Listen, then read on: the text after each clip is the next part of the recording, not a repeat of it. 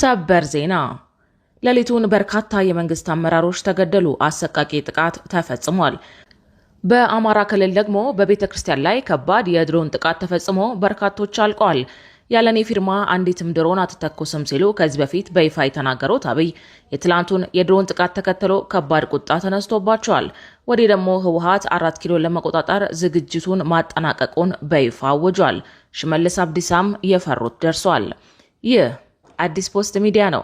የከበረ ሰላምታችን በያላችሁበት ይድረሳችሁ። ለአሁን የተደመጡ እናንተን የሚመጥኑ መረጃዎችን አጠናክረን መተናል። ታማኒ መረጃዎቻችን ለብዙዎች ተደራሽ እንዲሆን አስቀድማችሁ ቪዲዮን ላይክ፣ ኮሜንት እና ሼር እንድታደርጉን ጠይቃለን።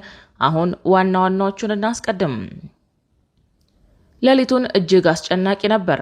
ከባድ ጥቃት የተፈጸመበትና የመንግስት ባለስልጣናትና የጤና ባለሙያዎች የተገደሉበት ነበር። ታጣቂዎች ሌሊቱን በሰሩት ድንገተኛ ኦፕሬሽን የመንግስት ከፍተኛ አመራሮችን ገለዋል። በዚህ ሳምንት ብቻ የተገደሉ የመንግስት አመራሮች ቁጥርም 4 ደርሰዋል። በዝርዝር ታደምጡታላችሁ። በአማራ ክልል በቤተ ክርስቲያን ላይ የድሮን ድብደባ ተፈጸመ። በጥቃቱ የሃይማኖት አባቶችና በርካታ ምዕመናን ተገለዋል። ጠቅላይ ሚኒስትር አብይ አህመድ ከዚህ ቀደም ያለኔ ፊርማና ፈቃድ አንድም የድሮን ጥቃት አይፈጽምም ማለታቸው ይታወቃል። ይህ የአማራ ክልሉ የቤተ ክርስቲያን ጥቃት በእሳቸው ፈቃድ የተፈጸመ ነው ወይ የሚለው አጠያያቂ ሆኗል። ትሰሙታላችሁ። ነገሮች ከሚታሰበው በላይ ከድጡ ወደ ማጡ እየተንደረደሩ ነው። የጦርነት ዝግጅቱ ሁሉ ተጠናቋል። ህወሓት 4 ኪሎን እቆጣጠራለሁ ሲል ቆርጧል። ብልጽግናም ህወሓትም ከምድር ላይ አጠፋለሁ ሲል እየፎከረ ነው። የሁለቱ ዝሆኖች ጸብ ሊጀመር ፊሽካውም ሊነፋ 11ኛው ሰዓት ላይ ደርሰናል። ህወሓት ትላንት ምሽት ባሰራጨው መግለጫ የአብይን መንግስት ማስወገድ ቀዳሚ ዓላማዬ ነው ብሏል። በዝርዝር ታደምጡታላችሁ። የተወደዳችሁ የቻናላችን ቤተሰቦች እነዚህንና ሌሎች መረጃዎችን አጠናክረናል።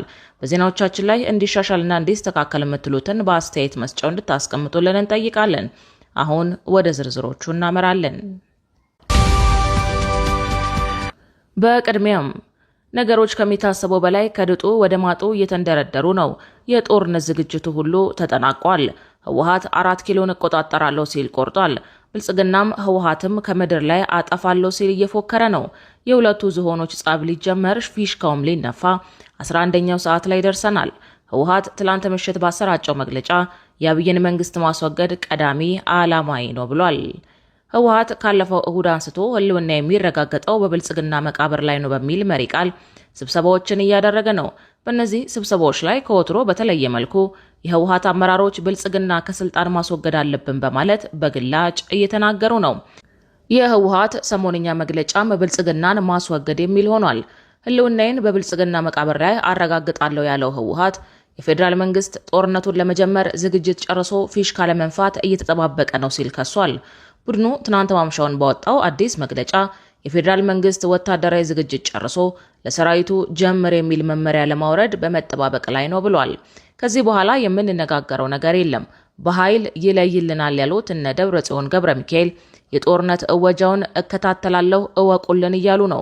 ትላንት ባወጡት መግለጫ ህልውናችንን በብልጽግና መቃብር ላይ እናረጋግጣለን በሚል በይፋ በፌዴራል መንግስት ላይ ጦርነት እንደሚከፍቱ መግለጻቸው ከፍተኛ ትኩረት መሳቡ ይታወቃል።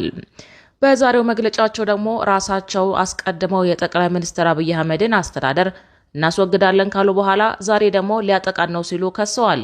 ለወራት ከበባ ፈጽሞብናል ሲሉት የነበረውን መንግስት ወታደራዊ ዝግጅቱን አጠናቆ ጦርነቱን ለመጀመር ጫፍ ደርሷል ብለዋል።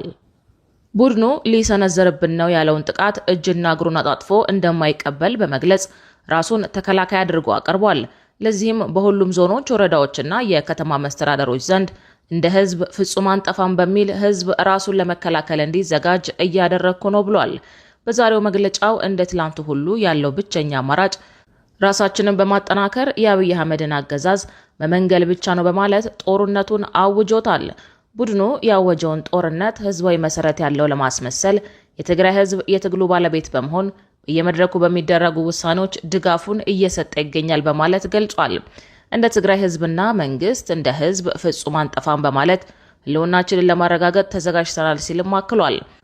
እነ ደብረ ጽዮን ለመለኮስ የተዘጋጁትን ጦርነት በድል ለማጠናቀቅ ህዝቡ እንዲደግፋቸውም ጥሪ አቀርበዋል። እንዲሁም ሌሎች የመንግስት ተቀናቃኞች በጠቅላይ ሚኒስትር አብይ አህመድ ላይ ያወጀውን ጦርነት እንዲቀላቀሉ ጥሪ አቅርበዋል። ቡድኑ በመግለጫው ብሔራዊ የህልውና አደጋ ይገጥሟችሁ በከባድ ስቃይና መከራ የምትኖሩ ህዝቦችና የተደራጀ ትግል የምታደርጉ ኢትዮጵያውያን ኃይሎች ከትግራይ ህዝብና መንግስት ጋር ያላችሁን ጥምረት እንድታጠናክሩ እንዲሁም ጸረ የአብይ አህመድ አገዛዝ የምታደርጉት ትግል እንድታጠናክሩ ሲል የቅንጅት ይፋዊ ጥሪ አቀርቧል። በቀጣይ ዜናችን በአማራ ክልል በቤተ ክርስቲያን ላይ የድሮን ድብደባ ተፈጸመ። በጥቃቱ የሃይማኖት አባቶችና በርካታ ምዕመናን ተገድለዋል። ጠቅላይ ሚኒስትር አብይ አህመድ ከዚህ ቀደም ያለኔ ፊርማና ፈቃድ አንድም የድሮን ጥቃት አይፈጸምም ማለታቸው ይታወቃል። ይህ የአማራ ክልሉ የቤተ ክርስቲያን ጥቃት በእሳቸው ፈቃድ የተፈጸመ ነው ወይ የሚለው አጠያያቂ ሆኗል። በኢትዮጵያ በተለይም በአማራ ክልል እየተካሄደ ባለው ግጭት ምክንያት ንጹሐን ዜጎች፣ የሃይማኖት ተቋማትና የሲቪል መሰረተ ልማቶች ላይ የሚደርሰው ጥቃት አሁንም ቀጥሏል። ትላንት ጠዋት 4 ሰዓት ተኩል አካባቢ በአባይ ጊዮን ቅድስት አርሴማ አንድነት ገዳም ላይ በመንግስት ኃይሎች በተፈጸመና አሰቃቂ ነበር በተባለ የድሮን ጥቃት ንጹሐን እናቶች ላይ ከባድ ጉዳት መድረሱን ምንጮች ከስፍራው ለመሰረት ሚዲያ ተናግረዋል። ይህ ድርጊት በሀገር ውስጥ በተለይም በቤተ ክርስቲያናትና በገዳማት ላይ ያነጣጠሩ